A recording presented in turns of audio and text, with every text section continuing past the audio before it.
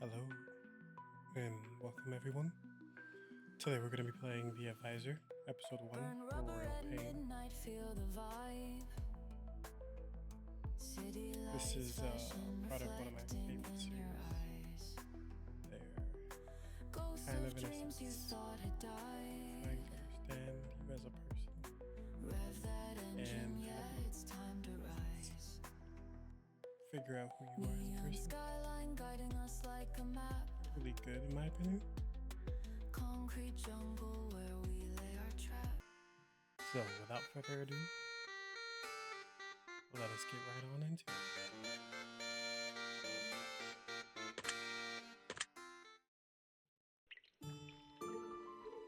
At the end of this session, you'll be given a secret word, determined by the choices you make. When you receive this word, be sure to memorize it, write it down, as it will be of great use moving forward.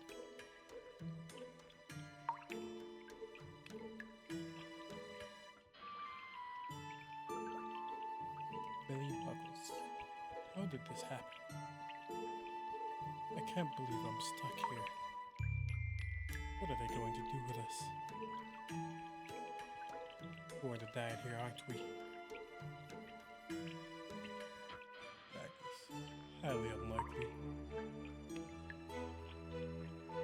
Oh yeah? Why do you say that?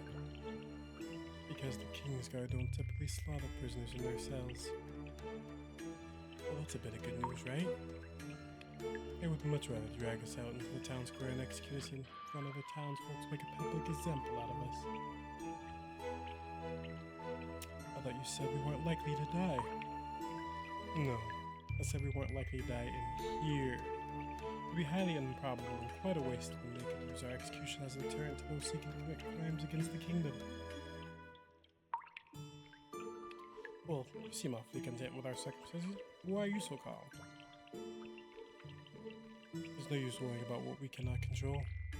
It takes valuable time and mental energy away from what matters. And that's finding a solution to the problem at hand. Or in other words, focusing on what we do have control over. Oh yeah? So then I'm assuming you got some grand plan or something. Totally unfolding as we speak.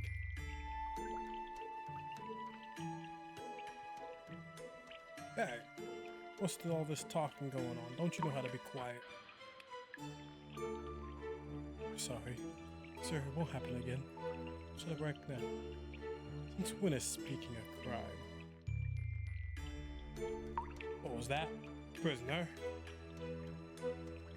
He didn't mean anything by it.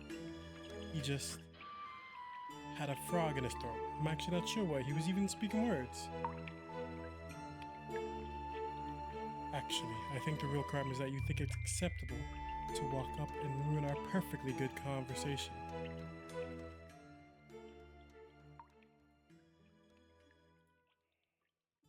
Really quite rude if you ask me. What the hell do you think you're doing? You're going to get us killed. Well, it's a good thing I wasn't asking you, filth. I think someone ought to teach you a lesson for talking back like that. Well, now you've done it. I tend to find myself on a never-ending journey for knowledge.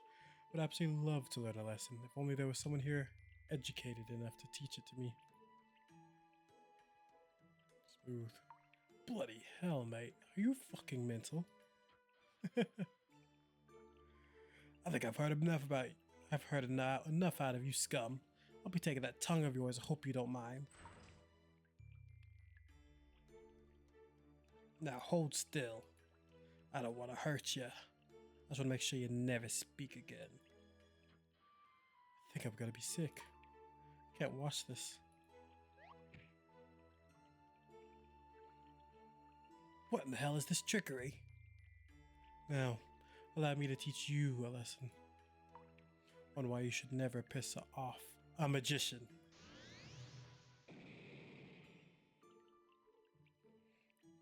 You killed him. Are we putting it lightly? Yes. Are you going to kill me? Not if I don't have to. So this means I'm free? I'm free! Well, praise gods, I will see the light of day again.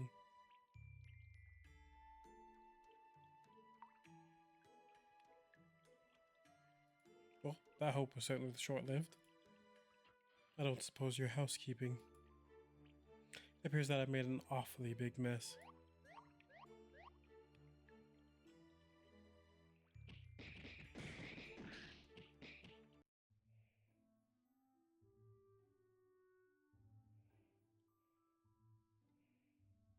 So, this is the mighty Magnus magician, pyromaniac and murderer. You make me sound like such a bad guy with that choice of tone, King. Yes, well, you don't have the best reputation across lands for being a good Samaritan. For example, if I was to look at here at your list of charges, it would appear to, up until moments ago, you've been held prisoner for setting a blaze to. Let's see. 4 barns, 3 merchant stands, the local inn, a stable, the library, the church, a farm just outside the castle containing my favorite cattle, and an orphanage. Don't forget a vet. The library was an accident. Yes, well, the list doesn't end here. Let's take a look at the casualties of your actions, shall we? If you insist. During your reckless maniacal killing spree, you managed to incinerate 10 men, 4 women, several children, 2 dogs, and a cat. Don't forget the 3 fish. Excuse me, King, but what kind of monster do you take me for? Think that I'd harm 2 dogs and a cat? It's obvious to me that you not only lack a conscience but along with it, a lack of self-control and ability to keep your mouth shut. I assure you, King, the ability is present. The desire is what's missing. Even still, I've come to realize that you're far too great of a threat to keep locked away in my dungeons, and I wish to make an enemy of you. Well, that's a surprise. You're smarter than you look. Instead of attempting to punish you, as I'm sure would end poorly for my men, I would like to offer you a deal. I'm listening. A man of your power obviously has been around a while, seen many things in his journeys, discovered many secrets, read much in his travels about things outside of our land. This would be an accurate assessment, King. Now get to the point, would you? I want you to be my royal advisor. You want me to advise you. That's what I said, yes. And you trust me enough for such a powerful position? Absolutely not. However, I'm taking a calculated risk. You see, Magnus, I can either let you go, or I can attempt to take advantage of the blessing that the gods have laid before me when you came burning your way across my kingdom. If I can give you a reason to stay in here, it means I don't have to worry about what you might do out there. And if I can give you enough of a reason to not betray me, then the expertise would come in handy with the problems we've been having around here. I find your offer interesting. To a man with an unquenchable thirst for knowledge and new experiences, interesting is about as good of a response as I can hope for. Again, I must say, you're not as dumb as you look, King. If I were to accept your offer, what would I get in return? Well, what would you like?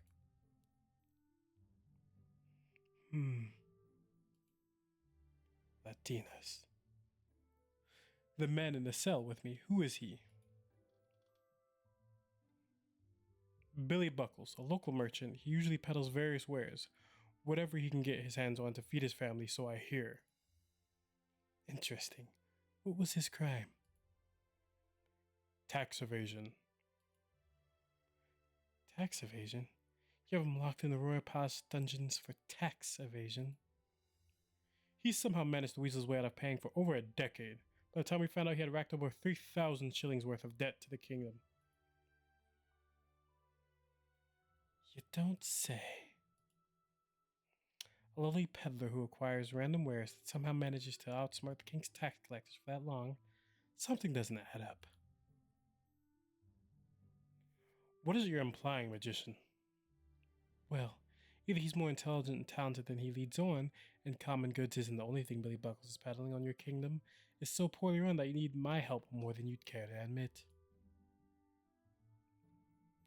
Both of these things may simultaneously be true, Magnus. I confirm that it isn't easy to admit weakness for me. What I've been doing hasn't worked for years, and I've dug myself quite the hole. My brother, Lord Fain, has waged war against my kingdom. My people are unsettled, which has led to economical depression. Food and supplies are getting more difficult to come by, and my army's morale is shifting southward. If I don't find a way to turn my kingdom around quickly, Fain will usurp my throne and take everything our father built. And that's where Magnus enters stage left. I see now. Yes, now you see. So you'll help me or not? Billy Buckles, the merchant. Free him from his shackles and let him go back to his family. Pardon him of his crimes, wipe his debt clean, and we, sir, have a deal. Why do you care about some lowly old merchant man? And of all things you could ask for, you chose this? You see, Your Highness, your failure to comprehend the steps towards what I stand to gain from making this bargain is precisely why you're hiring me to turn your kingdom around, instead of doing it yourself. As much as your words sting my soul, Magnus, I suppose you're right. I may not see the logic in your reasoning, but I do trust it, nonetheless. I think we've had enough small talk. Time is of the essence, yes? Perhaps we should get to the root of the problem and start solving some of these pressing issues. Agreed. I will start by asking you a plethora of questions. I want you to answer them for me. Sounds a bit like an interrogation. In a way, it is. Some of my questions will be determined to what degree I can place my trust in you. Some of these questions will be determine your level of knowledge in various areas. While I'm analyzing your problem-solving skills, I'll also be slipping in hypothetical situations, scenarios in which you will provide an answer that theoretically will help me turn my kingdom around. Then on with the king. My participation comes from a willing mind, but my patience runs thin, like the hairline you cover with that enormous golden crown of yours. Well, now you're just being nasty. No, that was a general observation. If you want to see nasty, you should see what I left splattered across your dungeon walls. Yes, I heard about Guardsman Taylor. He was one of my favorites. Oops. We should probably get started. A stellar idea, Your Highness. I'm ready when you are. Then let us begin. Food, supplies, nutrition, all important aspects of building and maintaining a strong army and keeping the morale of people trending upwards. Let's see how resourceful you are and how quick of a problem solver you may be. Are you confident in your abilities to determine which food would best benefit a marching army? If I'm being honest, no. But sure. I'm sure I could figure it out relatively easily. My mother always made me eat my vegetables. Fuck vegetables. Would you consider yourself to be a... my bad. Would you consider yourself to be a healthy individual? Yeah. Of course.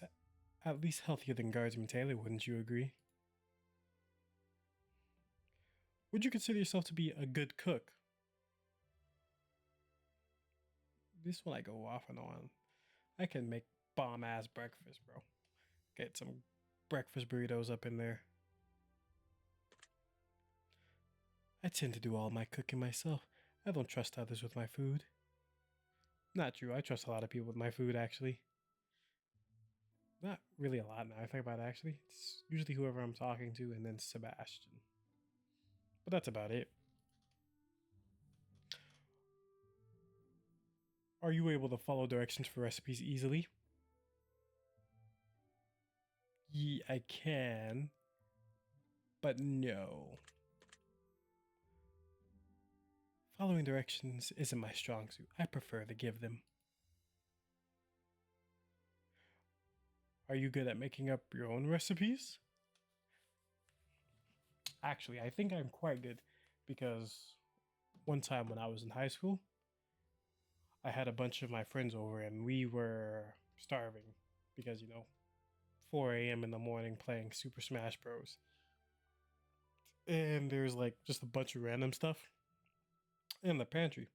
And I kid you not, you would think that we were high with like how much food that I just found.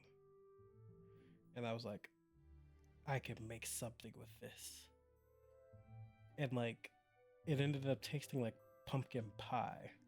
And I can't, for the life of me, remember that recipe. But,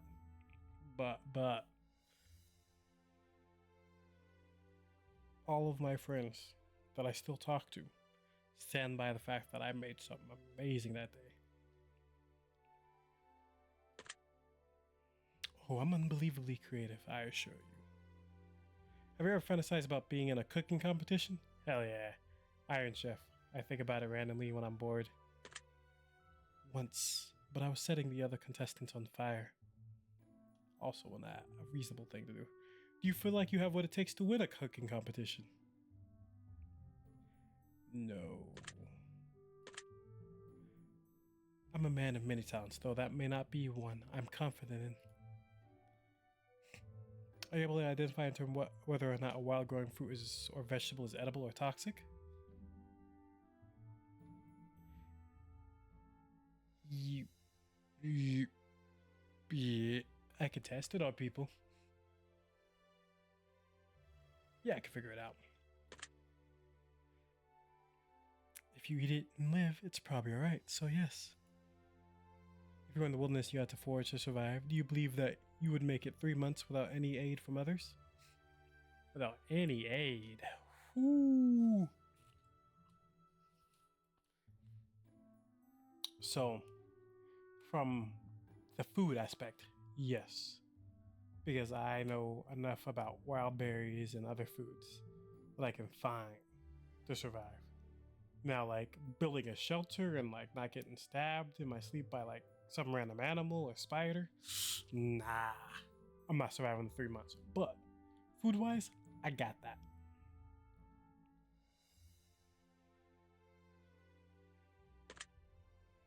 I've been surviving on my own for nearly my entire life. I've never needed the aid of others.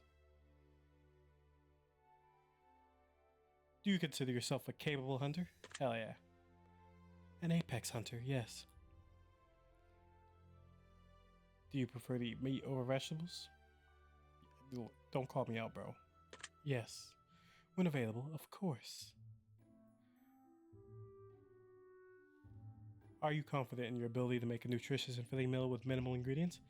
Yes. My poor college diet has made it very filling and very nutritious at times. At times, not all the time, but a lot of times. Can't even say most of the time, but a lot of the times, I can make it filling with very few ingredients, and I can make it nutritious.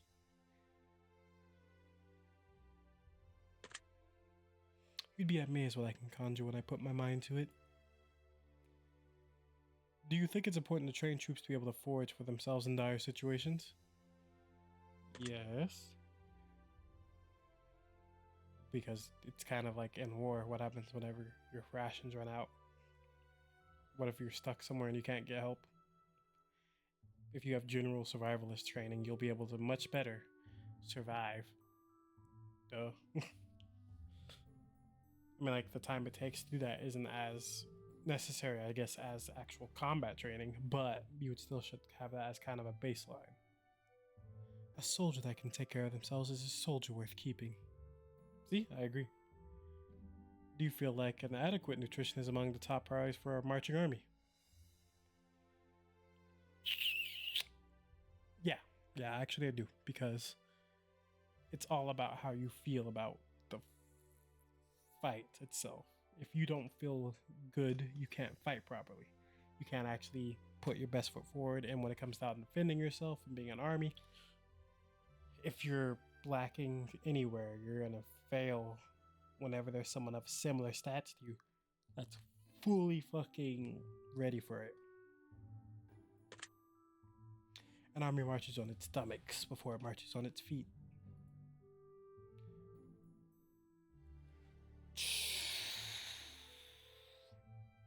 To an extent, I think that soldiers should get a choice in the food they eat because preferences for things and like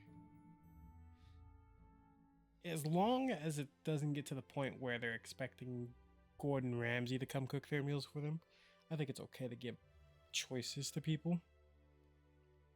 I just think that the choices shouldn't matter that much. If that makes sense. I feel like the choices are more online of, hey, I want this comparatively to that.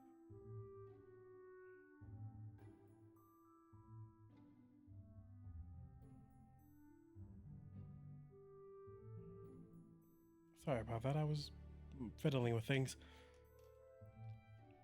But yeah, I think that they should get a choice as long as it's not overbearingly obnoxious. I think offering a choice would drastically boost morale. That too. That would definitely help morale. From a still pond? Not directly. Not unless you boil it. So I don't think they're talking about boiling it. So I'm going to go ahead and say no. I would not drink water from a still pond unless I boiled it. Wait, actually. I think it based, if there's like things living in the pond, I think it's okay to drink it. Like, or is it the opposite? I think maybe I'm gonna go with no, because I think it has to be flowing water.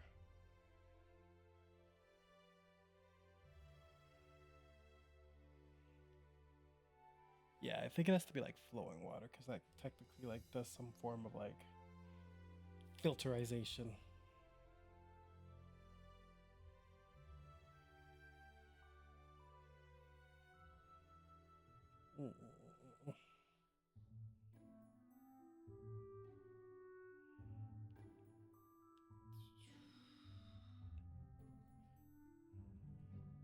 So no, I'm gonna say no, not unless you treat it.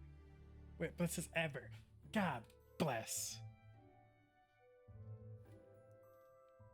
In the ever category, yes. Because if you're dying, you need some form. Well, I guess then it could make it even more sick.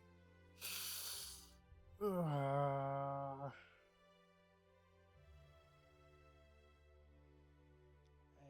think.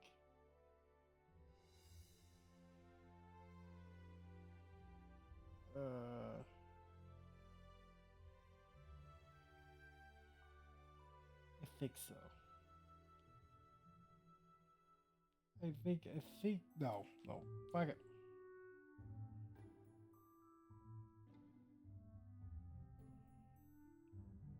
Nah, we're gonna say no.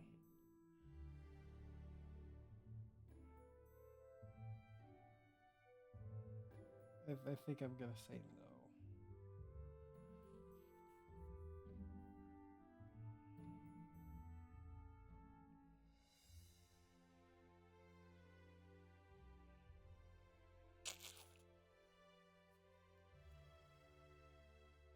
Yeah, we're gonna just go with no. No. Why is this the one that's stumping me? Water is water. Math is math. No, it's not. Fuck it. We're gonna just say no for now. We're gonna say specifically no.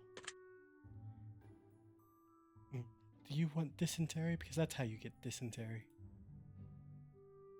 If your strongest soldier was hungry, would you give up your own food rations to fill their belly?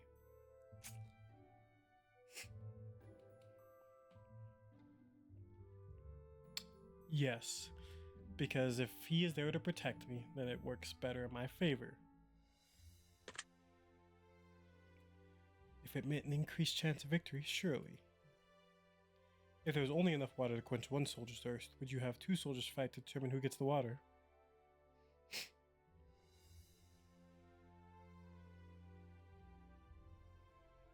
It does feel more fair if you have two soldiers fight to see who gets the water. So I guess that's what I would do. It would teach them that only the strong survive. Yes. Yeah, I think I kind of like that one. Do I believe that food is more important than water when preparing for battle? No. I'm going to say that right there. You need water more than food.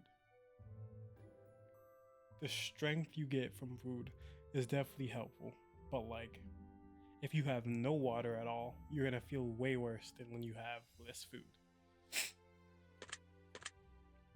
Of course not. Water is of the utmost importance always. Do you think that you'd be good at managing all of the food and water intake of a marching army? Hell no. Why would I do that myself? I would need someone else to help me with that. For now. I think my talents would be better used elsewhere. Do you think it's more beneficial for an army to fight a battle on a full stomach or an empty stomach? That's strange. I think empty stomachs might work better. But I think you should always make your fill after the fight. To regain the strength, if that makes sense.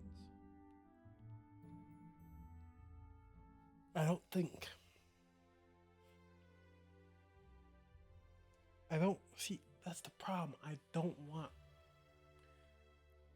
Why can't I just have like a not full stomach and like a medium stomach? I feel like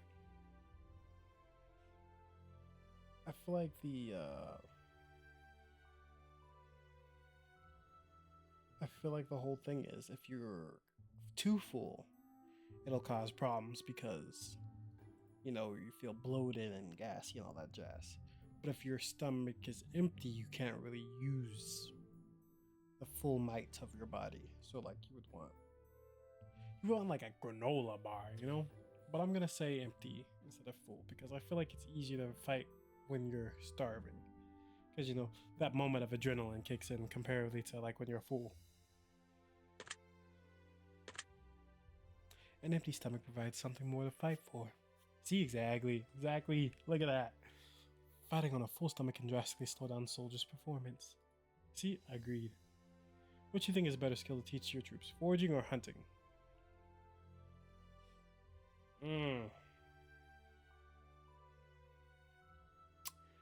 Let me be very honest here. I feel foraging is the easier one to get done. But I feel like hunting's the more fun. So I'm going to go ahead and say foraging because it's easier to get that, I would say. And when you're done foraging, you can use that to hunt because a lot of animals will eat what you forage. So then you can hunt easier with the foraging. A soldier who can forage is far better off. Which do you think is a better skill to teach your troops? Gathering food or purifying water? Purifying water, always water. Purifying water is a skill that's always comes in handy. Would you rather feed your troops on a diet consisting of 90% meat and 10% vegetables, 90% vegetables and 10% meat? Mostly vegetables because that will make them better, and then that meat tastes so much better when it's only 10%. A diet consisting of mainly of vegetables will have more nutrition overall. True.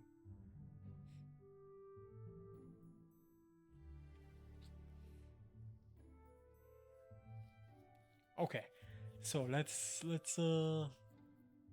play a little bit of both sides here. So cannibalism. All right, hear me out. Hear me out. Okay. Means you have less soldiers, but those soldiers are now full of determination and the the wrath of their friends, you know, the ones that they ate, the ones that they left behind.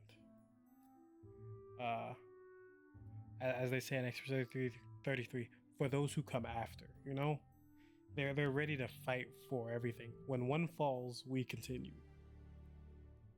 They're ready to fight, and the drive that they had to resort to eating their friends, their comrades, will make them fight harder. Now, do I actually believe that? No, not in the slightest. But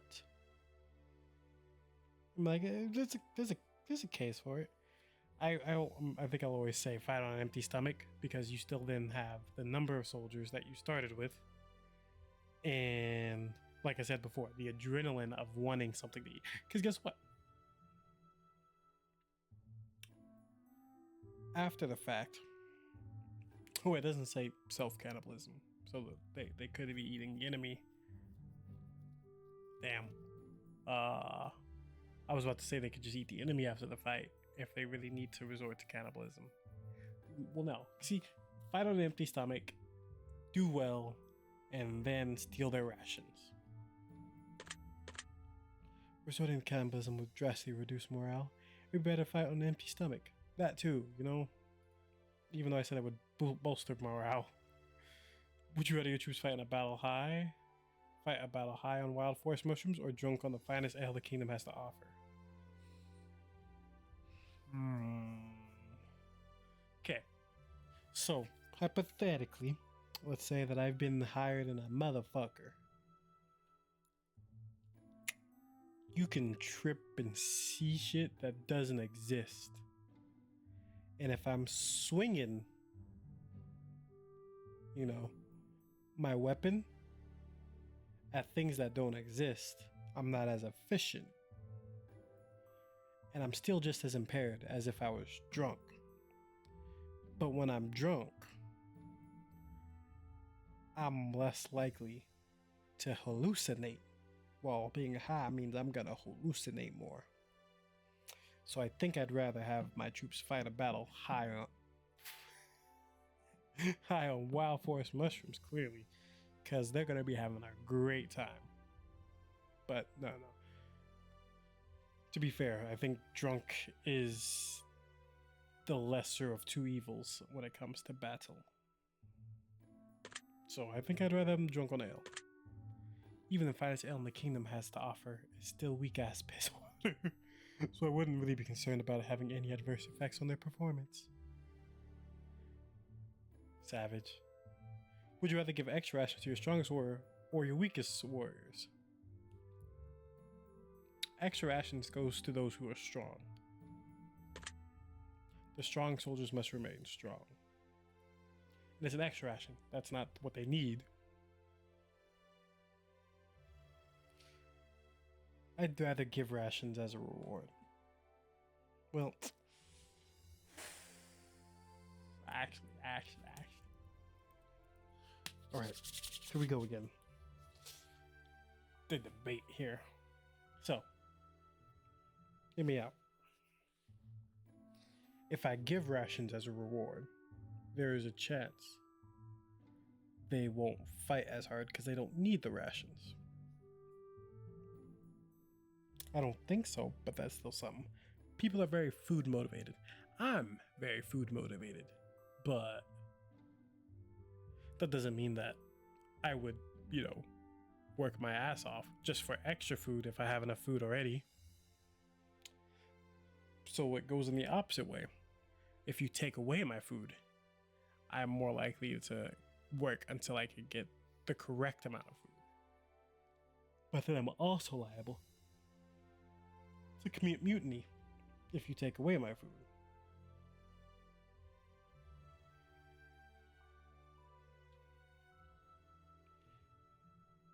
So I think I'd rather just give rations as a reward to keep mutinies from happening, because I would cause a mutiny without food.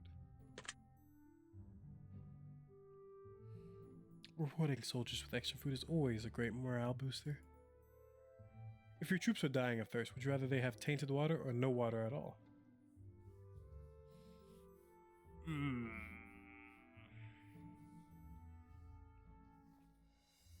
They're literally dying of thirst. I don't know about that one. Because I'm like, couldn't, if they're dying of thirst, wouldn't you want to drink water no matter what?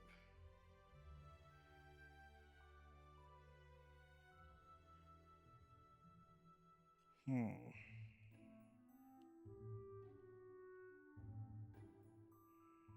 I think so, but because like technically you can get more dehydrated based on what sickness you get.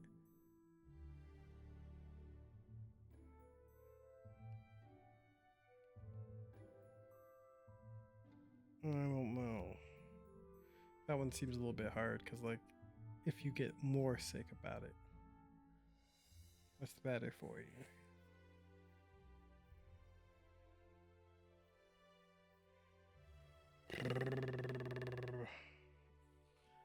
Yeah, actually, screw it. Because I'm like, I prefer they drink the tainted water and just have to drink more of it because they're sick and they keep dehydrating themselves more so than taking the no water at all approach. Because the effects of dehydration fuck you up, bro. Tainted water is better than no water. See, I guess I agree. If rations become scarce, would you rather starve yourself, reducing your mental clarity and tactical prowess, or starve one of your soldiers, weakening them before battle? One of my soldiers, especially if I'm leading them, if I'm leading everyone, one of my soldiers can falter. If I don't get my meals, I get hangry, and you wouldn't like me when I'm angry. If you feed your troops food that increase their strength and endurance substantially, or different food that increase their agility and precision substantially, which would you choose?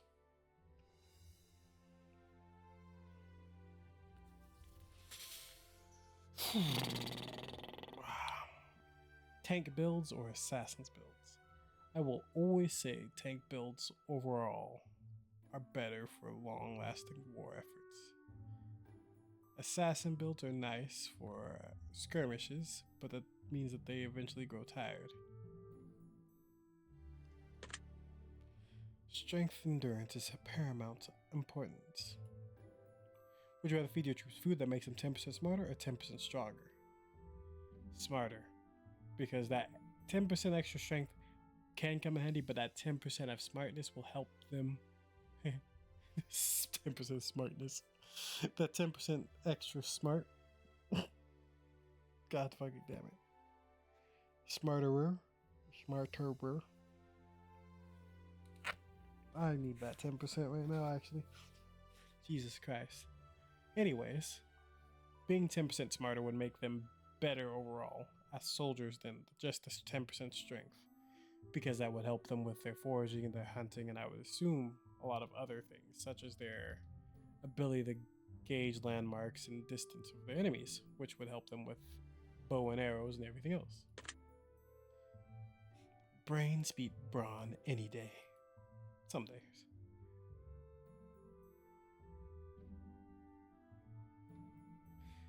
Ooh, so adrenaline or a steady amount of prolonged energy? A steady amount of prolonged energy. Like I said, endurance, endurance, endurance, endurance. Yeah, someone can sit here and be like, oh yeah, super strong for a brief second. You know, full burst sprint after someone. But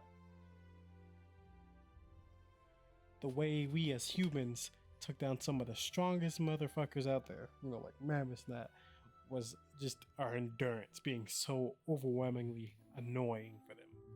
We kept chasing them and chasing them and chasing them. So steady amount of prolonged energy. Slow and steady wins the race. Or so I hear. Oh, yeah, I guess. If you were to capture enemy troops, would you rather feed them rations and keep them alive or starve them to death?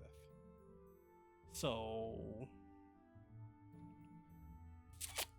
if they're important, feed them. If they're not, starve them. I do not need to waste my rations on enemies. Don't be silly. We don't need more mouths to feed. If you ran out of rations, I'd resort to killing and cooking prisoners of war to sustain your troops. Would you tell them or keep it a secret? Loose lips sink ships, so I would probably just tell them because keeping it a secret means that someone will figure it out eventually. Honestly, it's important, and war is a dark, grim place that soldiers ought to know about. Your troops have been marching for many days and your rations are nearly depleted. Wildlife in the area has been scarce in your travels. There's a peaceful village not too far off in the horizon. See, here we go. Multiple options.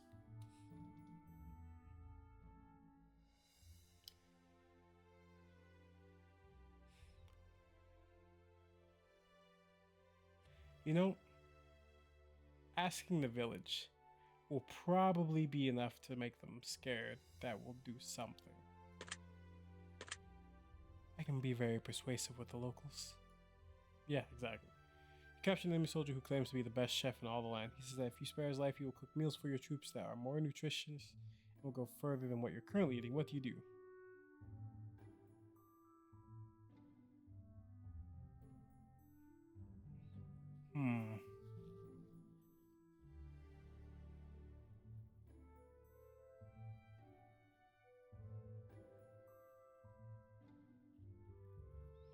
I would usually say something such as execute the chef. Yeah, because, bro, I don't trust anything. We don't need to be making friends with the enemy. There'll be no kissing of the cook on this day. Exactly. You cross a potentially bountiful harvest of unknown mushrooms, and that could be added to your food supply. You're in a foreign land and you've never seen this type of mushroom before, but an old man passing by claims that the mushrooms are good to eat. What do you do? Have one of the soldiers eat the mushrooms, of course. One soldier for the life of many. I'm sure we can find a stout volunteer among our troops. You're running low on funds for food rations. You need to choose which food to cut back on. You must cut back by 10% of one of the 4 categories.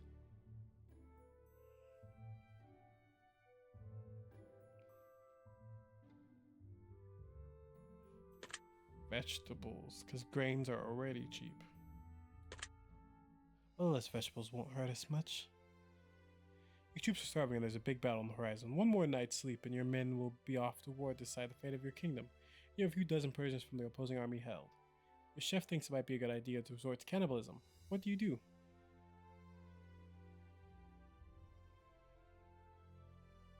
Openly feed the prisoners.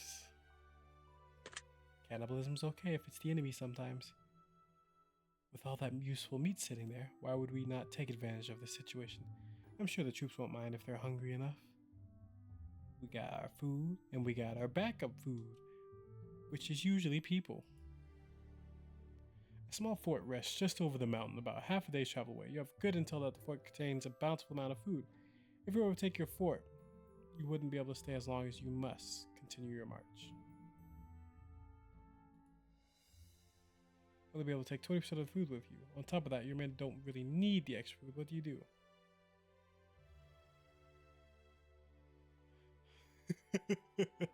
Attack the fort but leave the food untouched.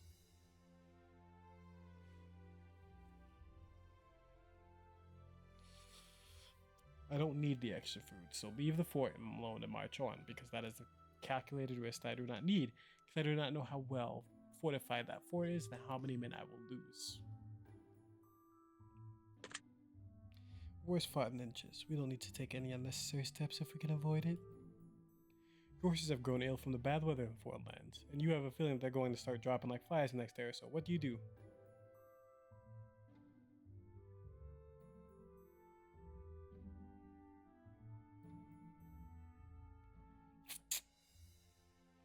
Sell the horses for very meager rations, because I do not want my soldiers to get sick.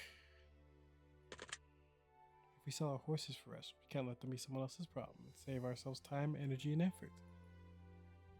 Very good. I'll be taking notes of all the answers you give.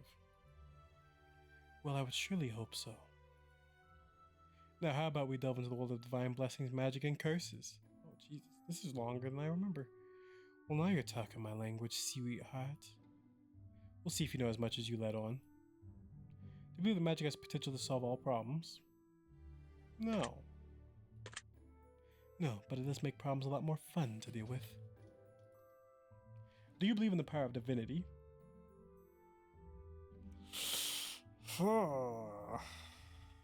Sometimes. Most of the times. Yeah, sure, why not? You mean some form of higher power? Sure, I'd love to meet it with it one day. Have you ever said a prayer?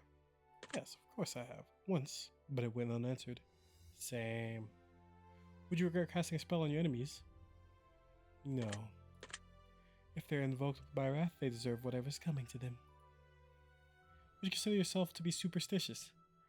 I'm black, so... I mean, yeah. Yes, and would you be able... And you would be too if you knew what was good for you. Have you ever been cursed or felt like you were cursed? Brother, yes. By an old hag in the woods, though I broke it when I incinerated her altar. She never did forgive me for that. Same. It was a witchy lady. She was very witchy. Very worth it, though. Do you think that evil magic exists? Of course. If good magic exists, bad magic exists. If divine magic exists, there's always some type of evil. Or no, because magic's not necessarily evil or good. It's just a tool to be used. No, I don't believe so. Magic is just a tool to be used. Good and evil are relative terms. Magic is magic. If you're the most powerful magician in the world, would you choose to rule it? No. Wait. I could do it better than everybody else, surely, but no. What do you mean, if? Regardless of your silly question, the answer is no. I'm perfectly content setting in a blaze one town at a time. Same. If you could cast a curse on an entire group of people, would you do it? Yes. Surely, I've done so many times. Would you consider yourself to have a pure heart? No. What heart? Do you believe what goes around comes around?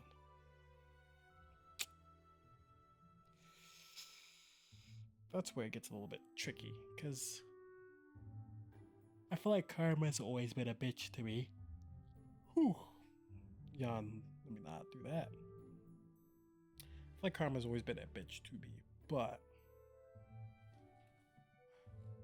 I don't think it's been always given to the people that deserve it. So let's go with no. I believe that sometimes you get caught and sometimes you don't. Exactly.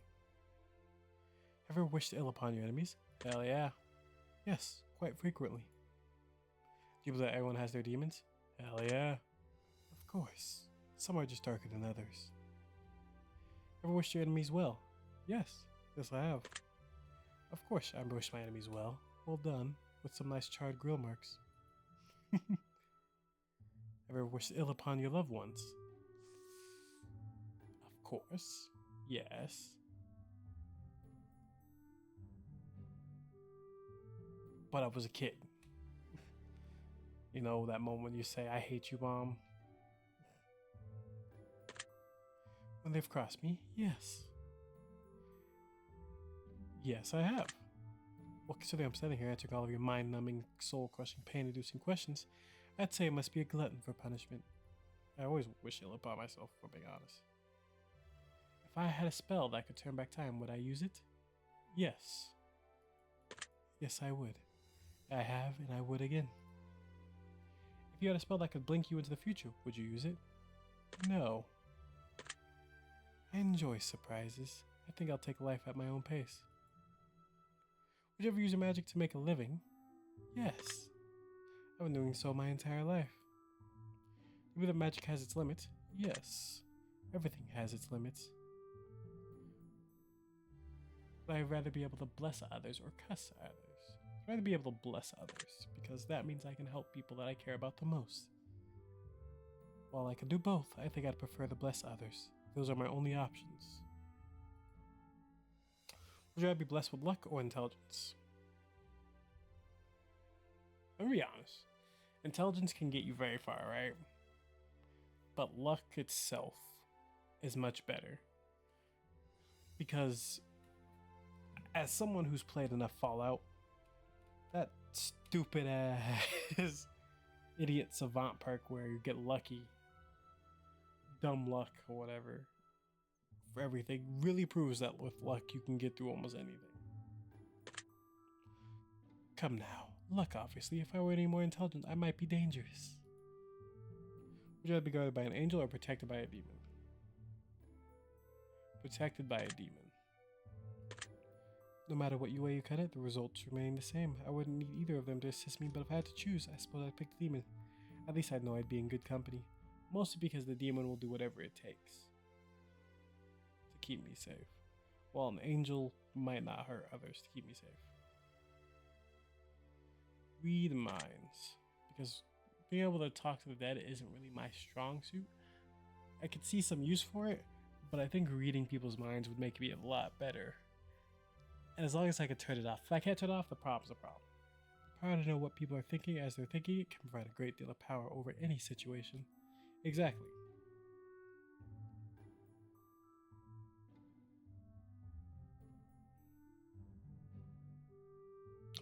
Ooh. So, here's my caveat to this. So, it says I can teleport others once per day, right? It doesn't say that I have to see that person. It just says that I can teleport that person. So if I can teleport that person, I can offer them rides places without having to physically be there. And so I could be like, oh, hey, you have to go see your father for a day. Bop, you're there. And then I could teleport them back. And they could just pay me basically like $50, here and there. And I teleport them back the next day. Because like teleporting myself once per month puts me at a disadvantage because wherever I go, I'm stuck there for a month. I'd rather teleport someone else once per day. That way they can take all the risks as they do my bidding. That too. What about heal wounds or cause severe magical harm?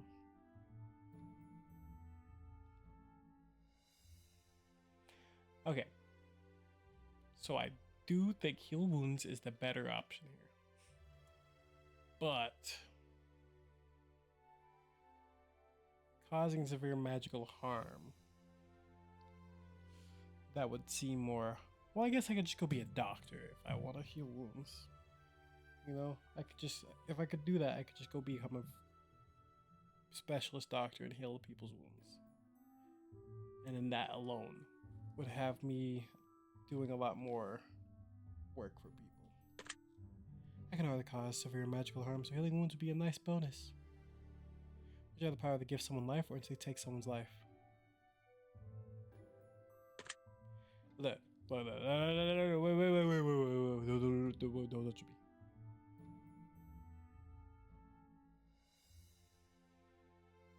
It's the death note, right?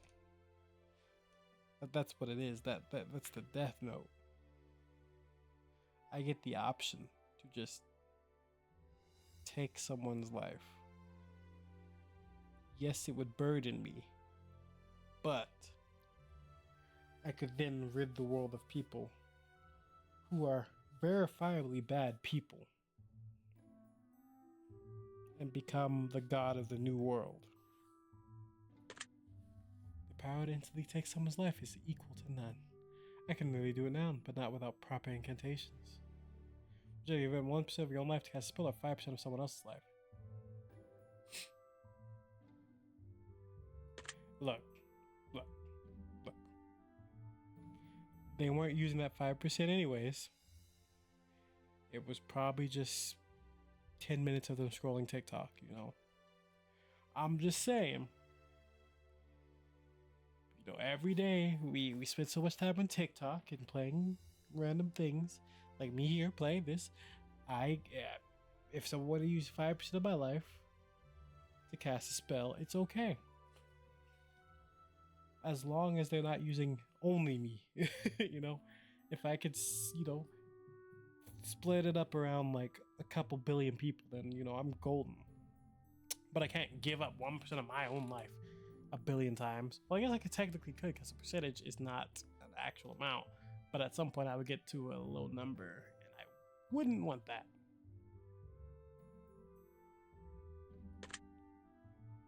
5% of someone else's life and I'd cast the same spell 20 times over. Would you rather reign over a demonic kingdom or serve in an angelic palace? I'd rather reign over a demonic kingdom. Probably less rules. They say it's better to rule in hell than it is to serve in heaven. If you had to choose between bringing a pet back to life or a person back to life, which would you choose? A pet. I'd sacrifice a dozen villages just to see my dog, Jotko, one more time. If you visit for 1 hour or breathe on the water indefinitely, which would you choose?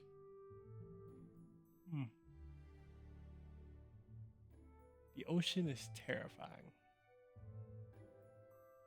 And I love it because it's so cool. But the problem with that is, even if I could breathe underwater indefinitely, I can't explore the ocean like that. I'd be crushed. So I'd much rather turn invisible for 1 hour.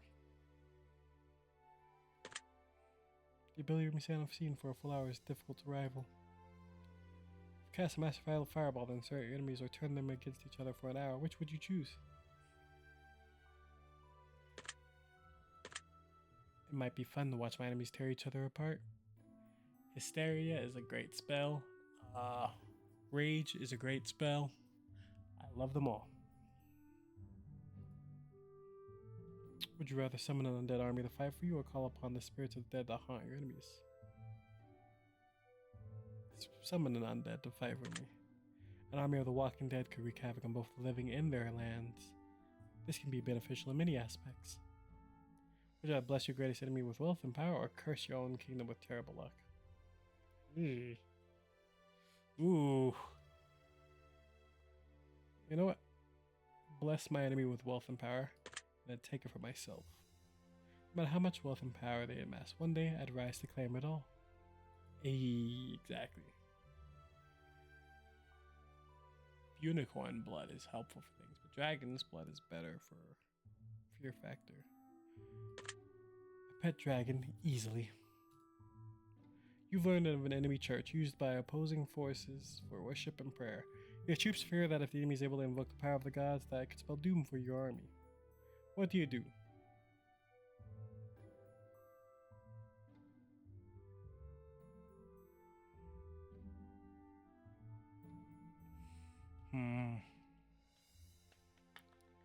So in this world of actual magic,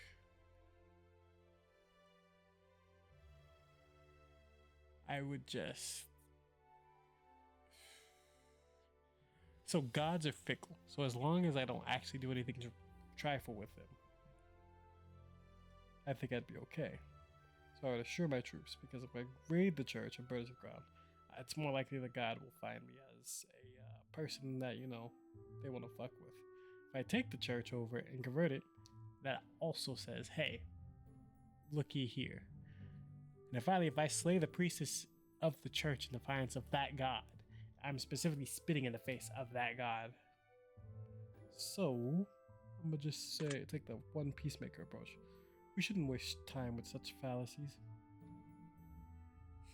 A great magician has offered their magical service to aid your army in a war. They of course 10% of all of your army's food rations, but claim that they can turn the tide in your favor.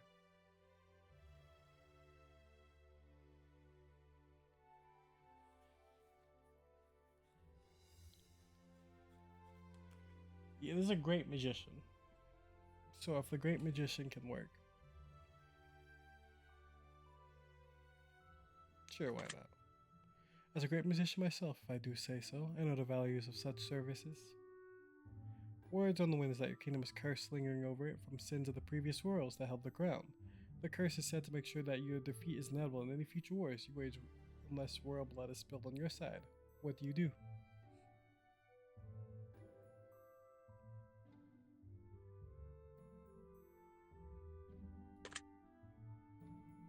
Sacrifice the king, because the queen can raise the prince. Well, actually the queen. A kingdom can still function without a queen. Because now I think about it, at that point, it goes both ways. I could literally just sacrifice the queen and the king can remarry. A powerful priestess has come to your kingdom offering blessings for her. She claims to be able to grant your kingdom various blessings for the low price of 10% of your livestock to be able to take it to the temple.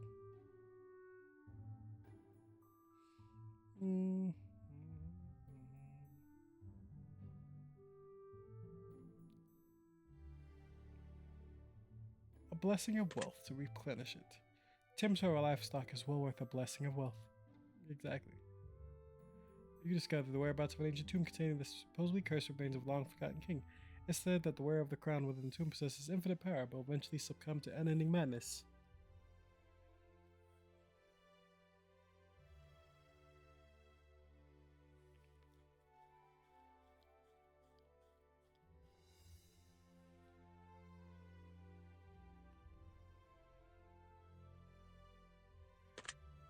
Wealth is one of the best powers.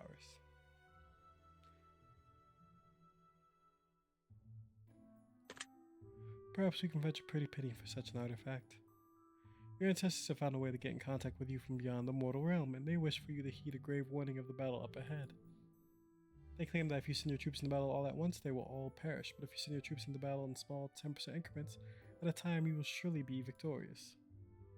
You're unsure of how this could possibly win you the battle ahead, as it seems like all signs point to a guaranteed death for your army by sending in so few troops at a time.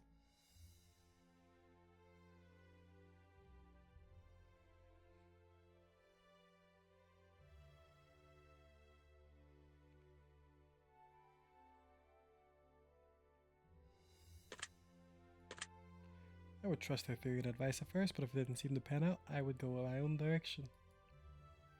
Your army has just been decimated in battle, and you're one of the lone survivors returning home to give your king the news of your defeat. No. A wicked-looking woman comes to you in your dreams and tells you how to perform ritual to bring your army back from the dead as mindless zombies, in an effort to wreak havoc on the opposing kingdom for a second chance at victory.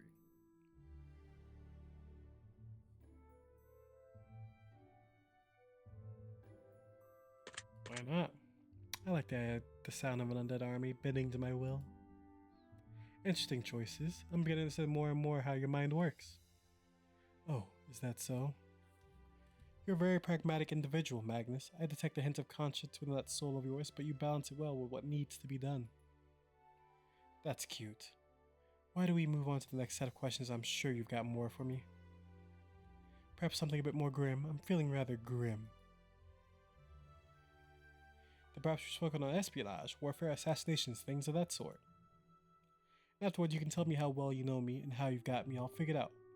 Yes, proceed. Would you ask someone to kill your sworn enemy? Yes. Look, bro, if they're my sworn enemy, I'm an op. I'm a full op at this point. You deserve it. I deserve it. We both get the hands. I suppose if we wanted to relax for a weekend instead of doing it myself, sure. Would you ask someone to investigate another person and deliver valuable information to you? Yes. That's something I can see myself doing? Sure. Do you believe that spies can be trusted? No. They can be hired, and that's it. I don't believe that anyone can be trusted. Would you ever be a spy for your kingdom? Yes, I don't see why not. I can see myself walking in those shoes. Would you be an assassin if you knew you could get away with it? Of course.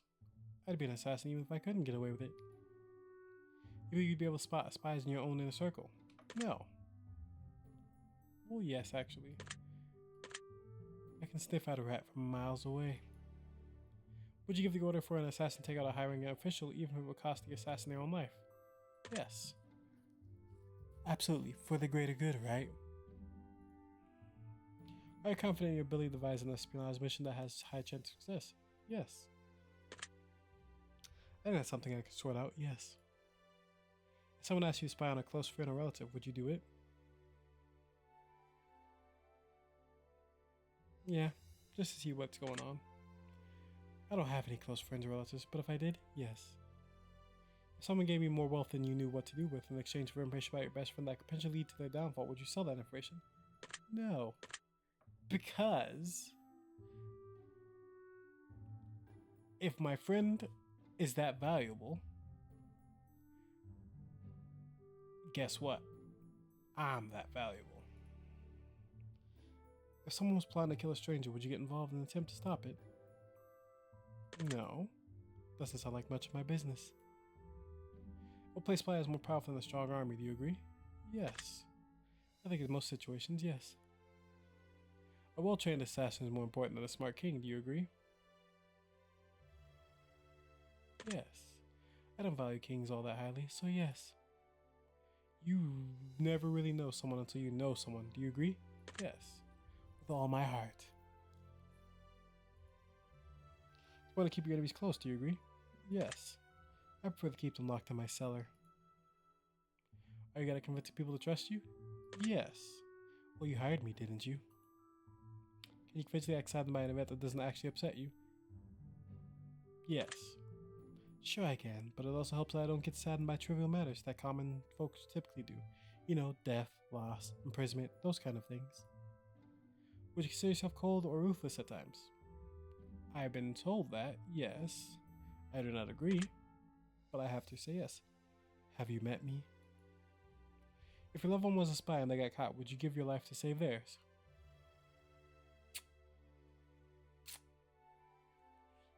Are they spying on me and my country? I don't think I would, actually. That doesn't sound like me. If you had a message for your king, but your life would be put in danger if you gave your king the message, would you still do it? No, I don't think I would. Of course not. I'm sure you get over it.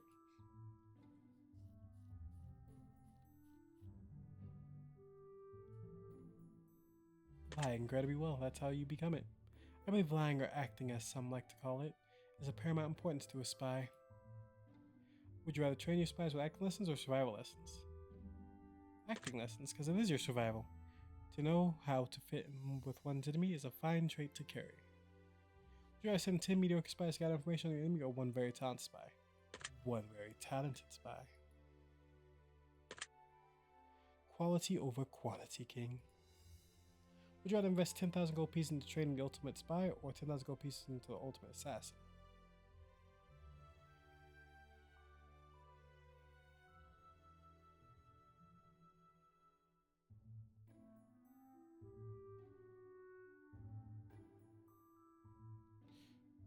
Well, I would actually say the ultimate assassin. Training the ultimate assassin would be my choice. That way I could take Mondays and Tuesdays off from killing. It's really simple.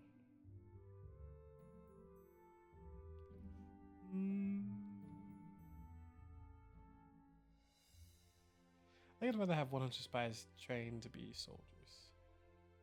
Because I think once you have that general set of skills as a spy, learning to be a soldier might be easier.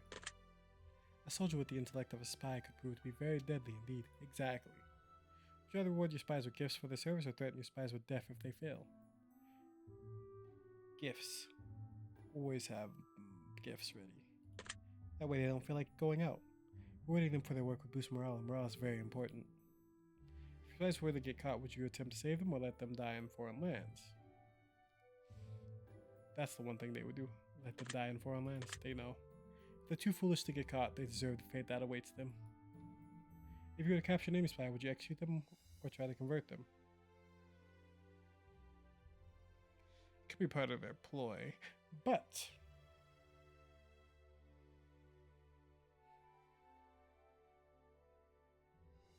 yeah, execute them because I can't be sure if they would actually be realistic to me. Another mouth to feed, especially an enemy mouth that can't be trusted, is one that should be swiftly shut for good.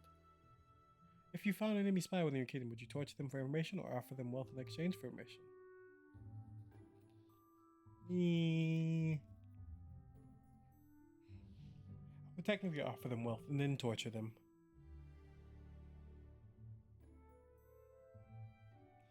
But I'll go ahead and say I'd offer them wealth first. What has been given can also be taken away. Exactly. See? Would you more like to trust an enemy double agent who came clean, or your own kingdom's double agent who has been known to be untruthful in the past?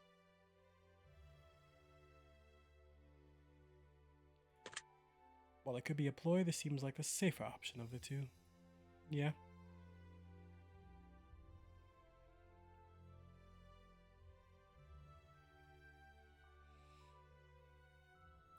I would let them continue their mission. Well, this is why I don't keep friends. I'd also let them carry out the mission as long as it could benefit me somehow. Exactly. If you were a spy and you were caught by anybody, would you give up information in exchange for your life or take your kingdom's secrets to the grave?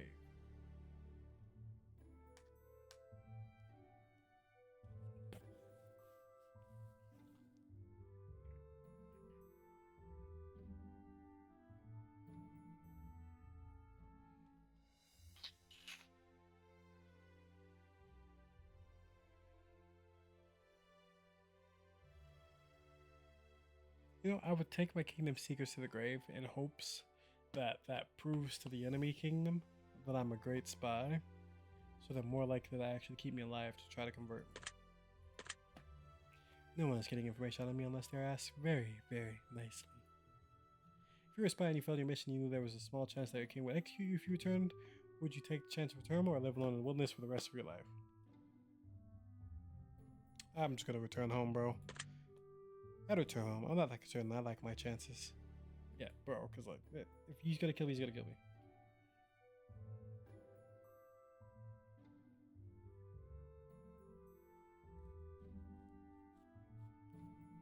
Spies who excel at solo missions. A spy who can completely rely on themselves is a great spy to have.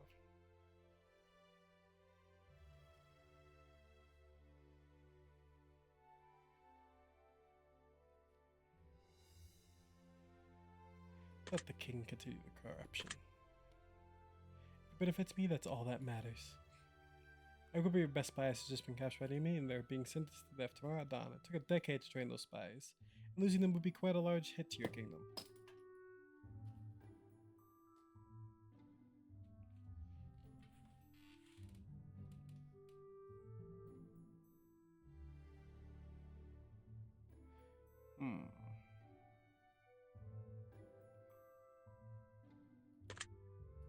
Stealthily. This more subtle approach will most likely prove best. Yep, if they get caught, that's it. You made a grave mistake in trusting an enemy spy that could cost your kingdom tens of thousands of resources. They plan to reveal themselves to your king, as well as throw you under the bus in the process. What do you do?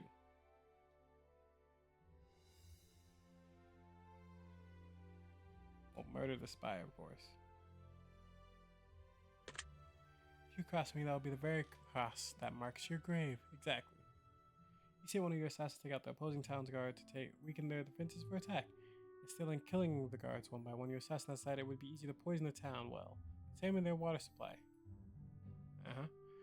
Out of the town guards have been 6 feet eliminated. How about thousands of innocent men and women and children have also fallen ill or died in the process? And the water supply is no longer usable.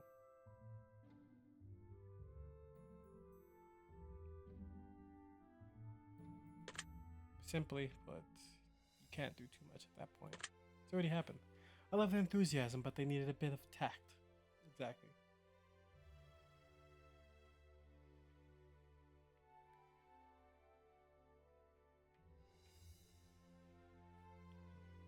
Of course, they can keep 25% of what they stole. Well, I appreciate their enthusiasm. They don't get to decide what they keep. You drift off asleep for the night, but are woken by the sound of crying. You open your eyes and see your lover hovering over you with a dagger. Steady streams of tears flowing from their eyes. You know that they're supposed to assassinate you and they've been lying to you all along, but can't go through with it because they're madly in love with you. What do you do?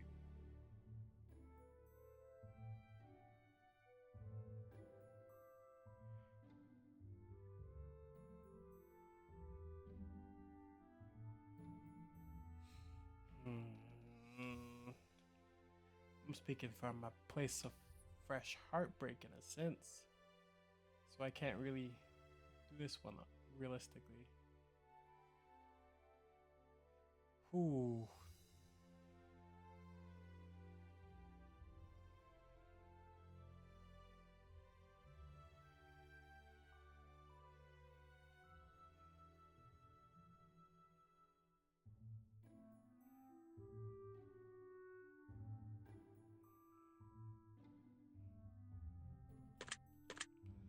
A life for a life. They can keep theirs, but they must go. Yeah. You must capture a spy from opposing kingdom. They're willing to give up all the information about the kingdom, hope that you'll spare the life. Most of this information is relatively useless.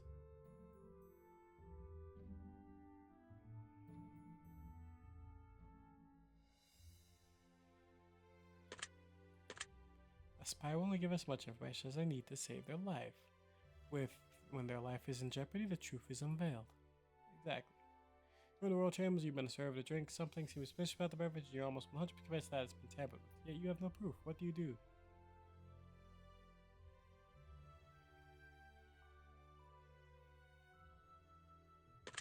Always. Someone is going to have to taste this.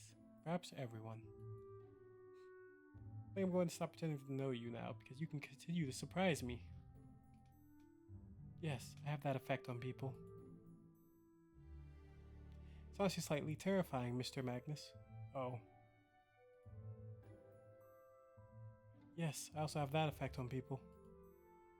What other questions do you have for me, King? I can't tell you're learning, which means I'm an excellent teacher. I'm quite enjoying how intelligent I feel around such lowly imbecilic creatures. Well, that was harsh. If I hurt your feelings, I assure I wasn't talking about you.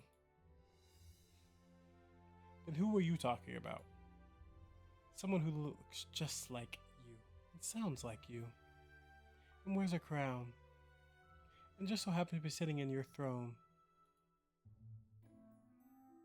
But someone who isn't me. I don't know. Sure. I've always been a terrible liar. Perhaps we should continue with the questioning. That sounds like a swell idea. Oops, wrong person. You believe that strong defense is more important than a strong offense? Yes. As an enemy within our walls is thrice as deadly as the ones outside. Is iron stronger than wood? Yes. Obviously. Is wood stronger than brick? No. No. Are these real questions you're asking me? Is brick stronger than iron? No. Really scraping the bottom of the barrel with these questions now, aren't we?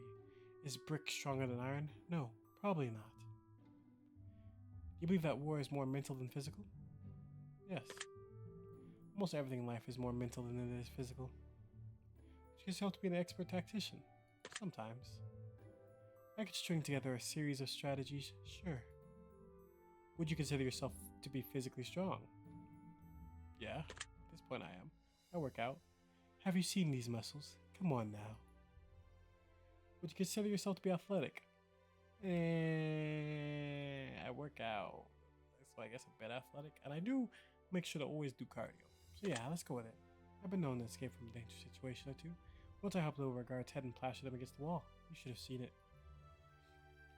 Would you consider yourself to be a genius? No. A smart man knows how smart he is. A wise man knows how smart he isn't. Would you consider yourself to be talented in one form or another? Yes. Absolutely both in one form or another. Would you give your life to save a stranger? Probably not. I'm gonna lie to you guys. Probably not. I wouldn't give my life to save my own life. True. Work that one out. Would you give your life to save a loved one? Probably. In a parallel universe? Yes. Would you sacrifice a stranger's life to save a loved one? Yes. I'd sacrifice a stranger's life just for the fun of it. Also probably. Would you kill someone in cold blood to save your best friend? Yes, probably. Sure, I killed a man in Reno just to watch him die. Would you accept payment in exchange for your aid in combat? Yes, why not? Payment can mean anything. Yes, I would. Do you believe you could survive as a prisoner of war? Probably not. I have a smart mouth. But, I'm useful, so I probably could. I would like to survive anything. If you had to resort to cannibalism in order to survive, could you do it? Ooh. Could I resort to cannibalism? Yes, I think I could. Would I be happy with the possibility of like coup and all those other weird diseases? No, but I think I could do it. What do you mean resort to? As if it is something I already do just for the taste. It's called backup food. They're my backup food. My friends, my family, my backup food. Don't touch it. If you knew you were going to die in battle, but your death would cause your kingdom to be victorious, would you still go to the battle and participate?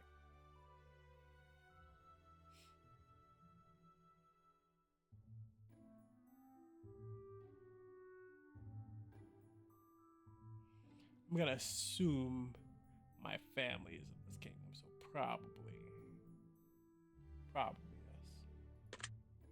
I'm confident in my ability to find my way back from the dead, sure. If you're not marching into battle would ensure the death of your entire army, but if you didn't march into battle, you would be imprisoned for treason. Would you still march into battle with your army? Yes. Better them than me. Would you rather equip your army with many archers or many cavalry?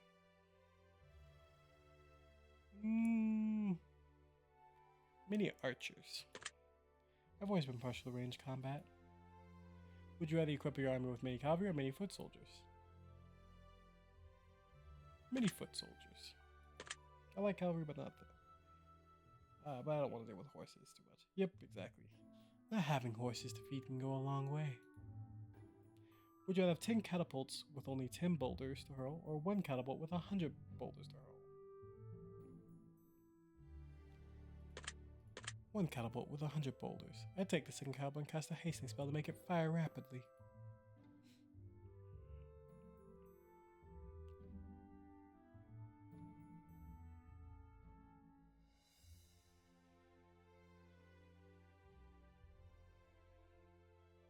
Resilient to hot temperatures. Many battles we fought in the sweltering heat. Would you rather equip your archers with longbows or crossbows? Longbows. As you can imagine, have lower chance of malfunctioning. Yep. May I beat recruits for failing in training or starve your troops for failing in training? Beat. While either option sounds appealing, pain is a great motivator.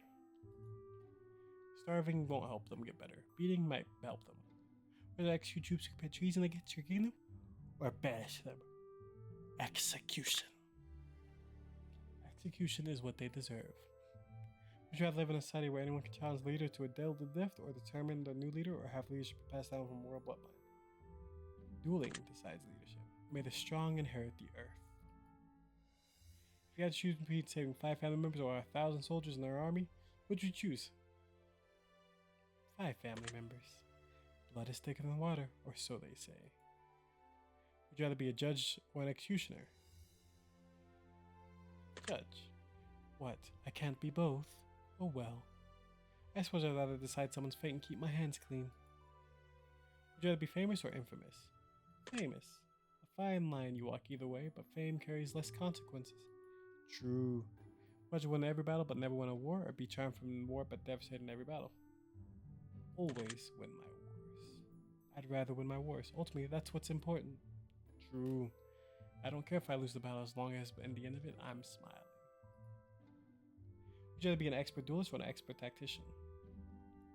Ooh. Tactician.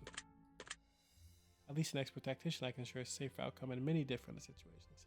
I don't need to specifically duel anyone myself if I can make it right. Would you rather possess superhuman strength or superhuman intelligence? Super intelligence. Being smarter is always better. Would you rather fight your battles using sword or shield or a ranged weapon? I'd rather use sword and shield. Sword and board, baby! Your men are preparing for war and they're scared out of their minds. They're sure that they're marching to their deaths in the streets out to speak to them before the battle. What do you do?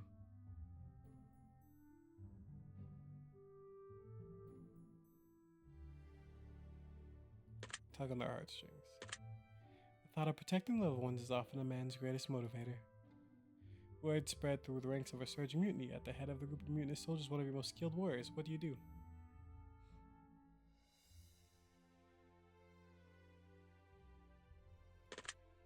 I would have his head roll through the streets as evidence of what happens to those who challenge my rule. Killing him because, look, he's my strongest soldier. I'm not going to beat his ass because he'll beat my ass.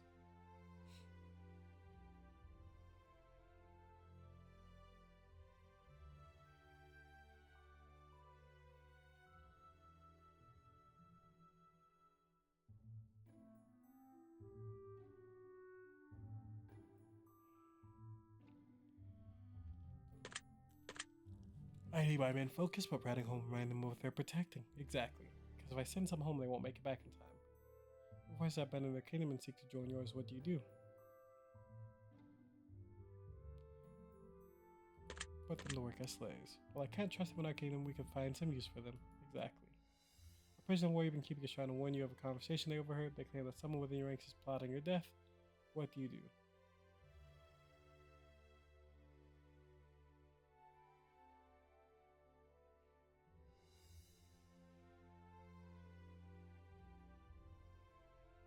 Hell yeah. If someone within my own ranks is plotting my death, we will have words at the very minimum. Yep. Your army has decided to march on without you, fighting for their own cause instead of the cause your king has placed before them. What do?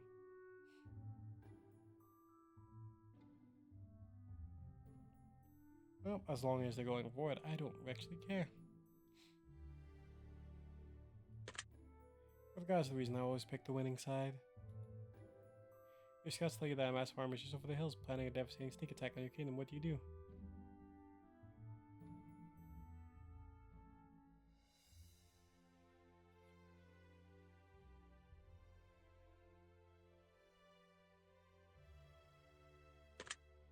With limited information, we must defend ourselves and prepare for the worst. Exactly.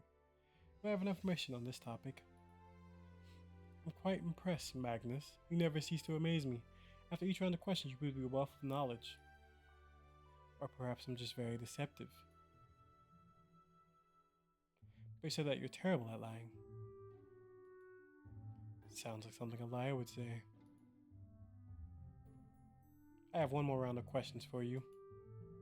Answer these and I will have a clear direction to take my kingdom in over the next 12 months. I'm here to help, King. Ask away. Would you consider yourself to be a reasonable person? Yes, absolutely. Wouldn't you? Would you consider yourself to be an honest person? Yes. I only tell half-truths, with all my heart. Would you consider yourself to be loyal? Yes, to the right people. Loyal to myself? Sure. Would you consider yourself to be more intelligent than the majority of your peers? That's where it gets a little bit funky. I feel like I have a lot more book smarts than a lot of people. And I do feel like I'm more intelligent than a lot of the people I deal with. But at the same time, I know that I'm not the smartest one out there. And there are definitely subjects that I'm not that smart on. And that alone tells me that I'm not. I guess in general, intelligence is more than just one thing. It's overall. If it's overall, then I guess yes. All of my peers? Is blood always thick in the water? No. Sometimes family sucks. Family is not always blood. Are you able to go days without eating without negatively impacting your mood? No, I like eating. Well, you wouldn't like me when I'm angry, King. Is your social standing important to you? A little bit. In the audience of myself? Yes. You partake in alcohol clubs? Yes. I've been known to drain an alehouse dry on occasion. You partake in drug consumption? Hey, in this hypothetical, I may every now and then partake in a little bit of the recreational. Be like tripping balls and forest mushrooms? Sounds like a good time to me. Are you of a sound body and mind currently? As of right now? Yeah. I wouldn't be recording if I wasn't. Well, actually, that's a lie too. I might record if I was absolutely completely out of my kilter. Always. Would you say to be trustworthy? Of course. I assure you won't always like my answers, but you'll always know where we stand. Exactly. Do you sometimes put yourself below others? Of course. Whenever I can. Would you consider yourself to be selfish this time? Yes. Being selfish every now and then is good. Would you consider yourself to be somewhat evil? Not by my own standards. No. Well, yes, screw it. I understand. I've been called worse. Would you consider yourself to have a good heart? Yes. Hasn't failed me yet. Exactly. You have an incredibly guilty conscience. No. Oh, come on. Have you learned nothing about me? You love many people in your life. I did.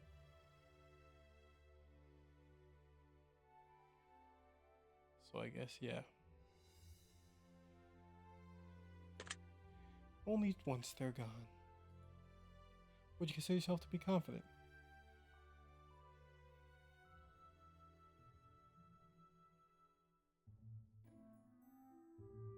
Yes. Very much so. Would you consider yourself to be a fast learner? Yes. I taught myself how to conjure a plague in under an hour. Does that clarify? Would you consider yourself to be quick-tempered? Not anymore. I remain calm regardless of circumstances I find myself in. Would you rather be a leader or a follower? I'll be honest, a leader. I see myself in charge of all things in my life. Would you rather follow a strong but mean king or a weak but nice king?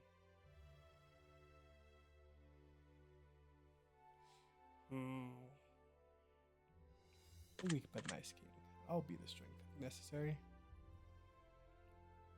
Would you rather take the blame for something you did or take the credit for something you didn't do?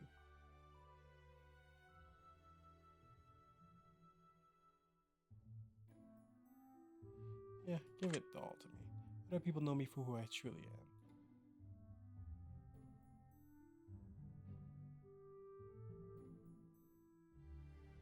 I'll fight a strong warrior to death. I would annihilate any warrior in seconds. Would you rather die for what you believe in or kill for what you believe in? Kill for my beliefs. I'd kill for your beliefs too. Would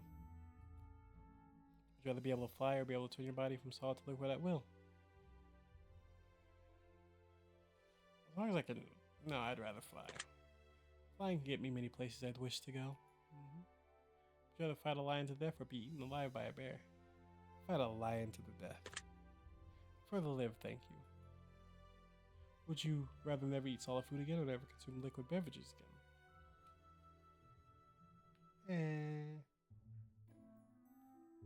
You know, I'd rather never eat solid food. I don't need my food to be solid to enjoy it. Exactly. Would you rather leave your friends and family behind or never meet anyone new in your life ever again? See, I need to meet new people. I would leave them behind. Considering I don't have any friends or family at this point, I suppose I don't mind leaving behind what doesn't exist. Would you rather be a jester that everyone loved or a tyrant that everyone hated?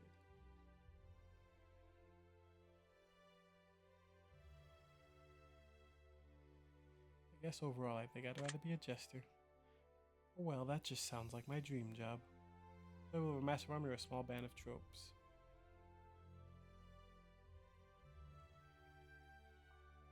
A small band of troops. A smaller band of troops is easier to manage. Exactly.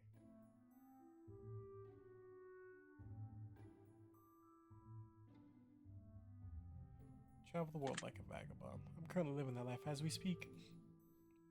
Would you guys solve problems with violence or without violence? Without violence, if possible.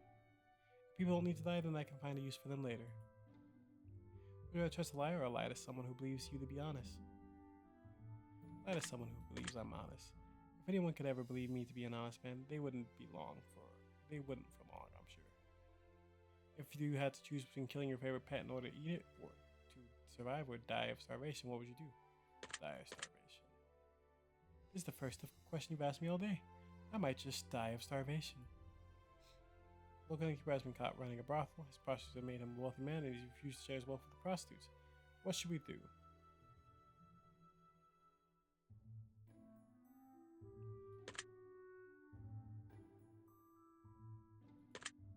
We can't reward bad behavior now, can we? Let the whores enjoy their earnings.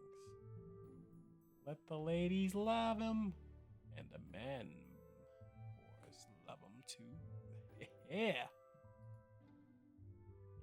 An old man was caught for stealing bread for his family. The punishment of death for the loss of your left hand. What would you do?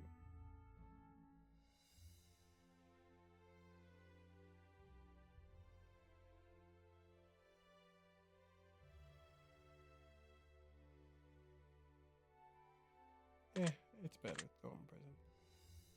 He can keep his hand, but a punishment must be served.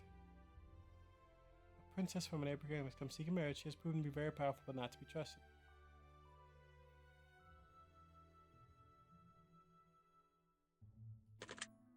We'll see what she's truly made of in time. Plague has been sweeping nearby village, but hasn't entered the kingdom yet. Many people have fallen ill or died. What should we do?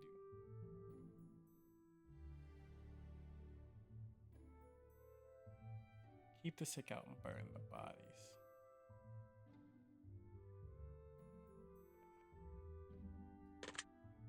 Send the priest to do the job of the divine.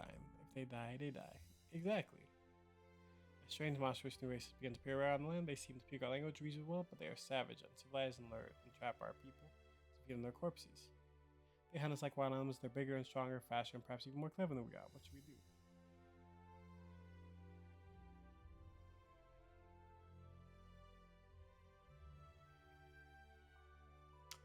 Ooh. If we gather enough of these beasts, we can funnel them into enemy territory to make our jobs easier. True. Somebody has come to the kingdom and claims to have a magical song that can turn the tides of any battle. For his service, he rests room and board in the castle with unlimited food and the fairest maidens. We believe him to be true to his word. What should we do, though? Sure, why not? Bards provide a magnificent magical prowess only they can conjure up. They're worth the trouble. I mean, like, if he can do it, he can do it. An old big woman has come forth to demand that we offer her and her children immunity tax collection. She didn't give a good reason other than she felt like the kingdom takes too much from her and her situation, and she has too many mouths to feed to be able to afford taxes any longer.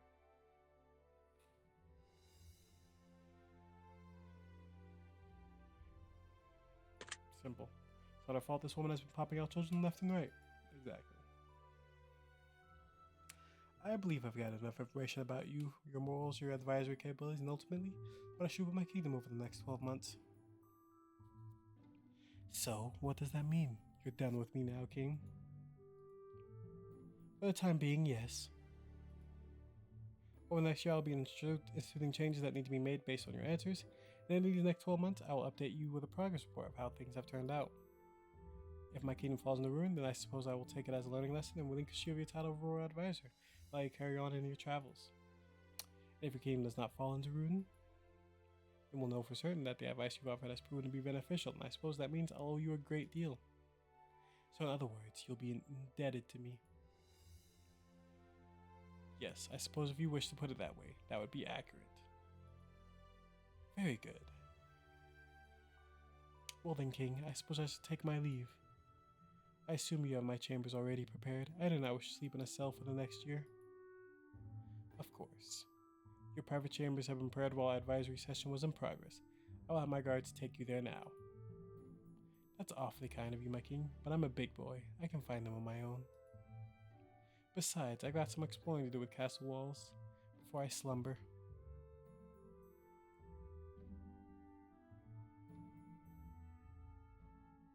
Upon joining King Harold's ranks and being recruited as a royal advisor, many changes have come to pass over the last year. King Harold has heeded your advice in many ways, imposing changes throughout the kingdom in the hopes of prosperity and growth. The progress has been documented, and the results of the report is as follows.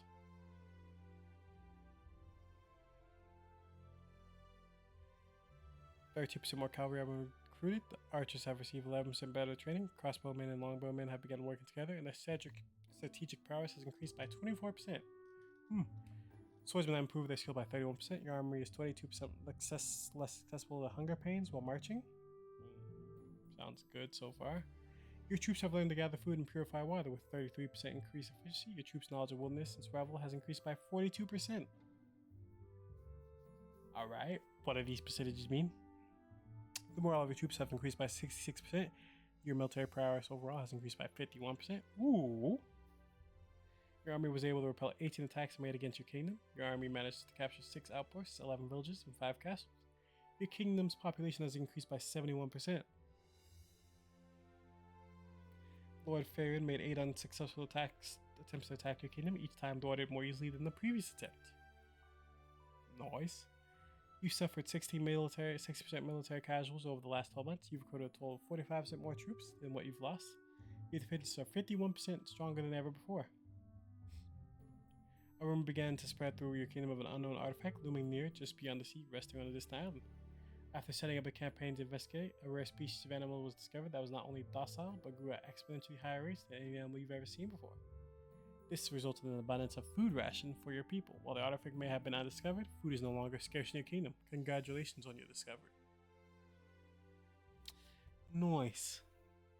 Trade and commerce has increased by 33%. Your spies have successfully completed 11 missions. 8 successful assassinations were carried out on opposing enemy forces, your people are 40%, 45% happier than ever before. With the aid of powerful priests, you're able to work out a deal with received a great blessing of protection and fortitude over your kingdom. Overall health has increased amongst your people, and morale of your army has risen to unforeseen levels. Well done. Overall assessment of your advisory skills, fantastic.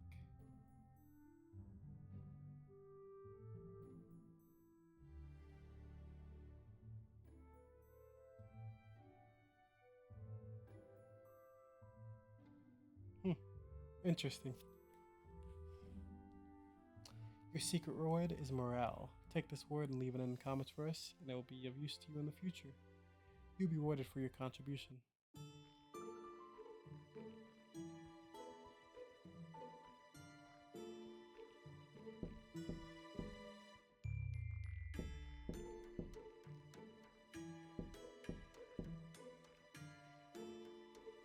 Who the hell is knocking at this ungodly hour? Open up, Magnus. We know you're in there.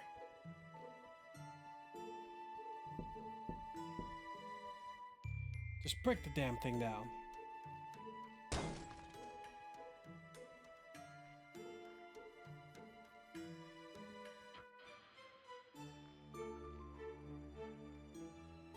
Bring her, man.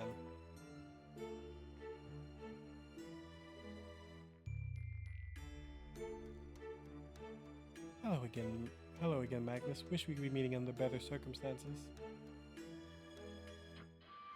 What the hell is going on here, Billy? Old Bickle Buckles here says you two are the best of friends.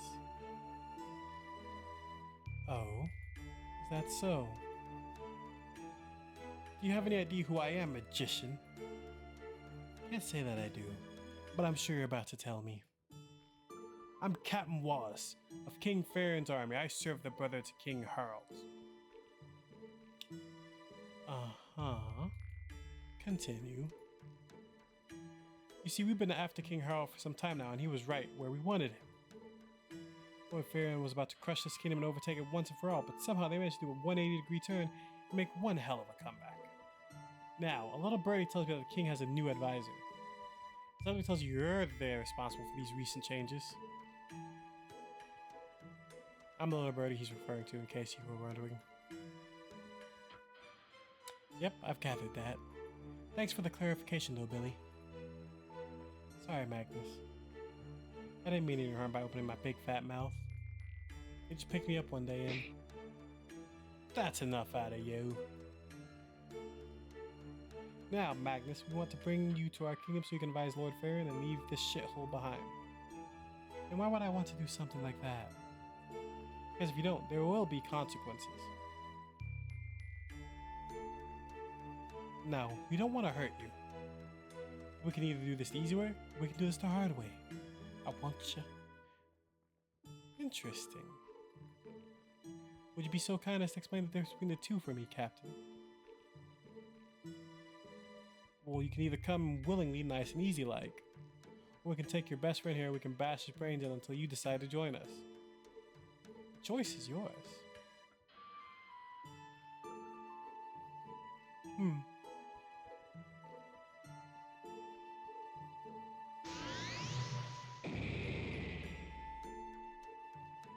Bloody hell, mate, you fucking killed him. Oh dear. It appears you just lost your bargaining chip and any leg you had to stand on. What a pity. How could you just... This seems to be a massive miscalculation on your part, Captain Wallace. Perhaps you tell me again about this hard way that you mentioned earlier? Look, there has to be some sort of agreement we can come to. Oh. Now you wish to negotiate. Lord Farron needs your help. King Harold isn't what you think he is. Please, Magnus. We could really use your expertise. Yes, I don't doubt that. Lord Farron has much to offer you. Does he now? I'm sure you've heard of the staff of Mordalius. You're lying. Cross my heart, hope to die. And you will. I'm not lying, Magnus. I swear to you. We picked it up on an island not far from here. We have an ancient artifact located nearby, so we ventured forth. Turns out legends were true. It wasn't even that hard to fetch, surprisingly. We anticipate a great deal of resistance if such an artifact were to exist, but the natives of the island didn't put mud up to shut up fight. Blah, blah, blah. This is certainly not the proposition I was expecting when you came barging into my chambers. You wouldn't regret joining us, Magnus. But if we're going to make this happen, you're going to need to swear off all loyalty to King Harold once and for all. So what do you say? Do we have a deal or not?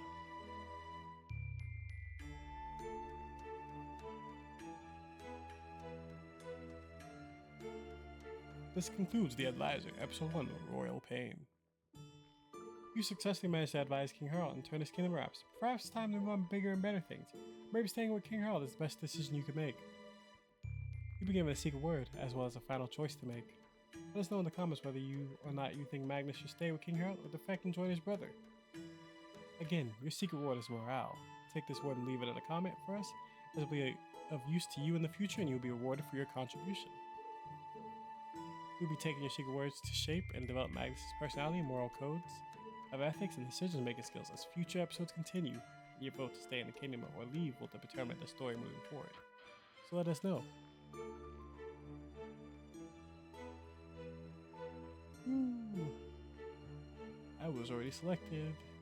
We'll also be taking your name from the comments and placing it in the credits of our upcoming RPG title as a thank you for your participation and support.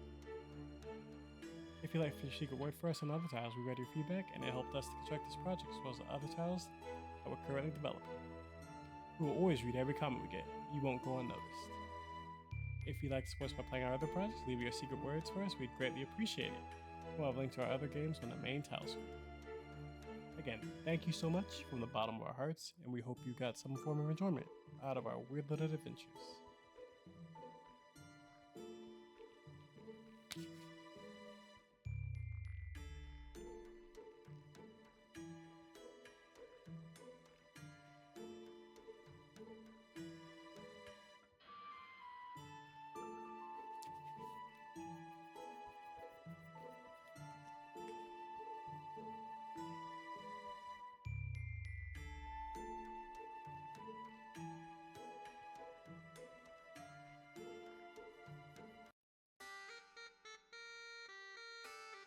Oh, fun.